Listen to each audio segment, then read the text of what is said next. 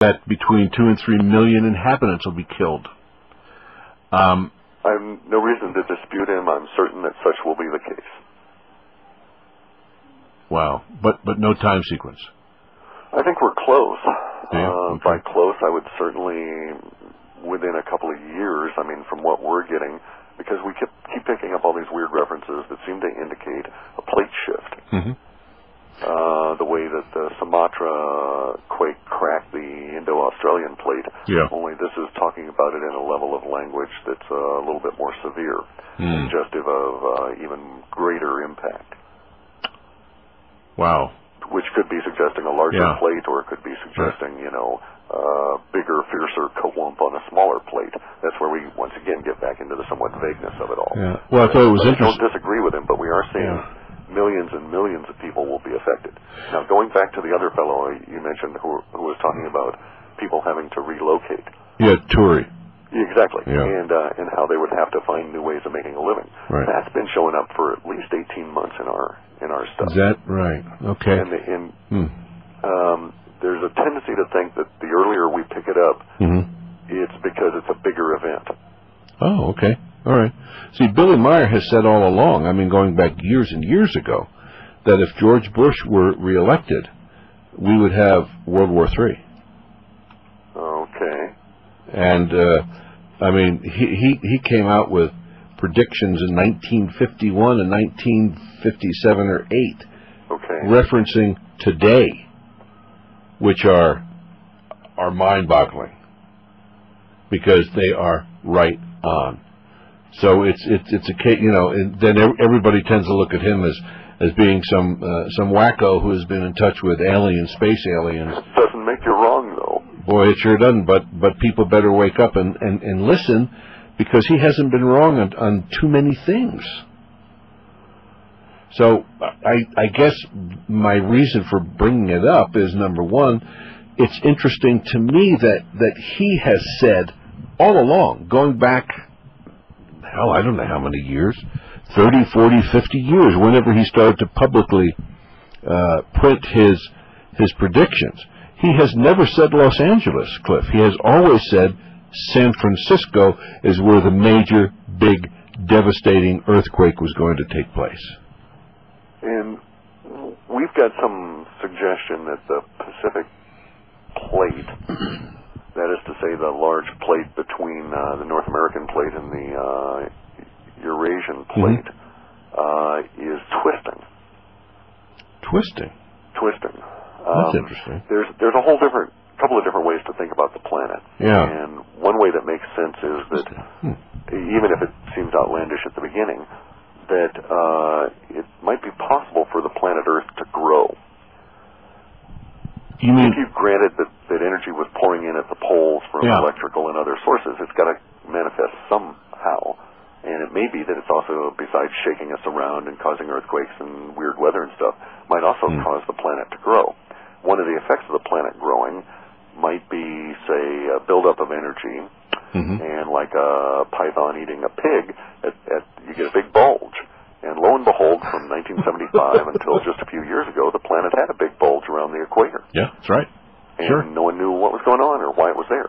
And just like a python digesting its pig, planet Earth eventually got rid of its bulge. So where did the bulge go? Where did all that mass go?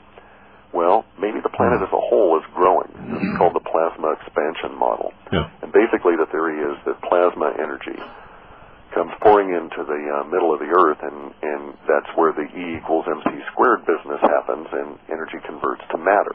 And so the matter's got to go somewhere. This is where our magnetic field comes from. This is where all the molten magma comes from and all the heat and stuff.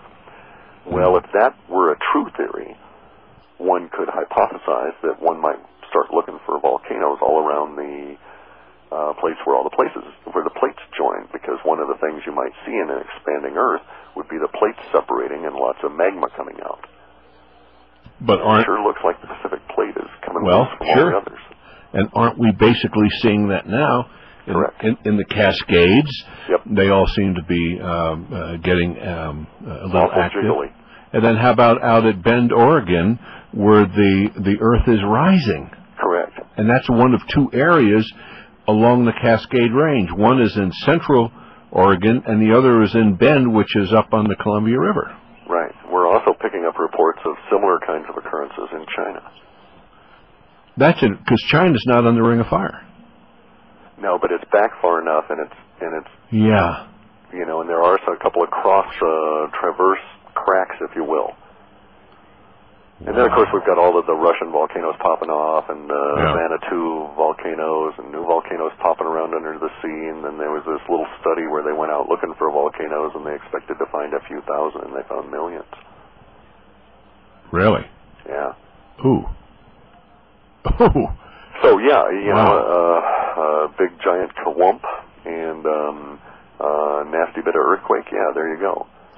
Could that be the major event? I mean, Sure. Just imagine if there was a massive earthquake in China. The number of tens, if not hundreds of millions of people who could be killed. Right. And then, of course, the global ripples. Sure, of course. Wow. That's kind of awesome. Because that's a distinct possibility. Like you just said, with the fault lines and everything else, but then the activity that seems to be going on over there, and of course the Chinese are so closed-mouthed about it. Right. Yikes. And then the stuff they've got happening in the Kashmir side of where their plate boundary joins with the Himalayas, right, et cetera. Right. Something definitely is shaking. I mean, if you plot all of the trends, we're on the upward curve of Earth changes. There's absolutely no doubt whatsoever. The idea that humans are out there pouring out vast quantities of carbon dioxide as we sit here. But, you know, I mean, even the cows putting out all the methane in the world, I don't think it's going to accommodate the increase in energy we're seeing. And it sure is not applicable to Mars, Venus, you know, any of the planets. Holy cow. Exactly, yeah. Holy cow. Boy, oh boy. Do you see the potential then that could be the big event, the ripple effect literally going around? I mean, it could literally begin to shake the Earth itself, just like the Sumatra earthquake did. And this is within historic boundaries, as long as you step outside of the controlled understanding of history that Western science has. There's vast numbers of volumes written in Sanskrit that have never been translated into Western languages, going to the period of time 12,000 plus years ago, in which they had a point so earthquake-filled, a period of time so earthquake-filled, that you would build your house up in a day and it would get knocked down the next day. And you would do this for a little while, and after a few days you just gave it up. And it was so shaky, there were so many earthquakes going on, that vast quantities of people migrated from Western India, headed to what we now call the Mid-East, and ended up becoming the Semitic peoples. My gosh. And we're talking about a migration that at the time was referred to forcing out a fourth of all the people. Jeez. Clif, can you see more activity? Because all of a sudden, and maybe I'm just more aware of it now, but it looks as though South America is having a tremendous increase, not only in the earthquakes, but also of the potential volcanic activity. And again, one of our precursors is the phenomenal number of UFO reports. Tell me about that. Well, just as an indicator, right? Okay, so how do I want to put this? Some people, there's guys who go and hunt molybdenum metal. And they hunt molybdenum, and they don't look for molybdenum at all. They look for a particular kind of bacteria on the surface of the planet, and they use that as an indicator. And where that bacteria grows, they know they'll find their particular mineral down X number of meters below that. And they've even got to the point where now they're going to start looking for various kinds of bacteria from space, using various different wavelengths to hunt various different minerals. Really sharp fellows. And what they're doing is they're using indicators. They don't actually have to see the mineral in the ground, because they know this bacteria does not grow anywhere that it can't get access to it through the local groundwater. So, we're in a situation where it does not matter to me what a UFO is. The mere fact that we get clusters of reports is in of itself meaningful. And can be applied to any number of associative phenomena, frequently earthquakes and volcanic activity. Wow. So, let's back up, and I want to hear a little bit more about the UFO activities and some of the stuff that you have picked up. Well, one of the things we've noticed has been about a tenfold jump since the year 2000 in reports globally. Bearing in mind that at any given time, we always pick up what one might consider to be, say, fringe kind of stuff on the Internet. It's great for that. We've been picking it up since 1997, and I've always seen the UFO reports and never done anything with them. But then I just started to keep track of them simply because I had to throw them away, and so I was counting everything that we were throwing away. And now I've discovered that we're counting thousands more of those. So whereas in 1999 you might have had a particular locality have 20 reports, now it's getting 2,000 and 3,000. And subsequently we find weird Earth activities. And curiously, one of the hotbeds of activity ever since the year 2000 has been that area in Kashmir that's experiencing all the quakes now. Oh, you think there's a direct correlation between... There's a link. Really? That's interesting. And guess where else we've had massive earthquakes recently that's also been just a huge hotbed? Oh, boy. San Francisco? Iran. Oh, Iran. That's bizarre. Yeah. And then a few weeks before problems off the coast of Turkey, all kinds of UFO reports in Turkey. Now, do you foresee then, let's say Iran, a major earthquake like 9? I think the plate's going to shift. Which plate where, I don't know, but I think it doesn't matter since we're all in the same ball of mud. If the ball of mud's shaking, we're all going to feel it.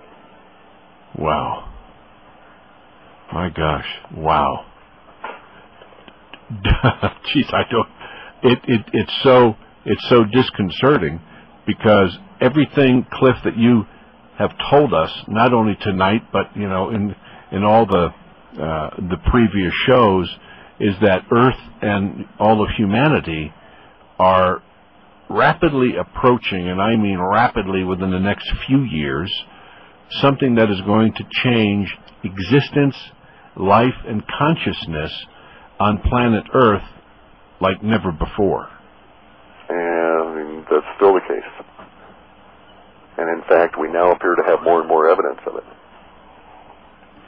One of the things I like to do is to say, okay, let's say X, Y, and Z look probable. And we're doing probability analysis, and Y falls on the other side of X, and Z falls on the other side of Y. Yeah.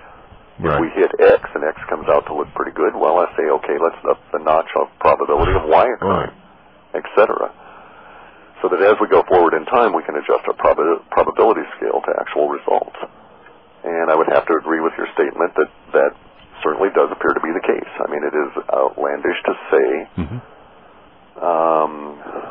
within the normal context of the way humans walk around and think about things. Right. But on the other hand, we certainly have experiential, personally, with the earthquakes and et cetera, as well as scientific evidence of new energies pouring in. And the conclusions are being reinforced as events come forward. Cliff, what about the potential? And this would shake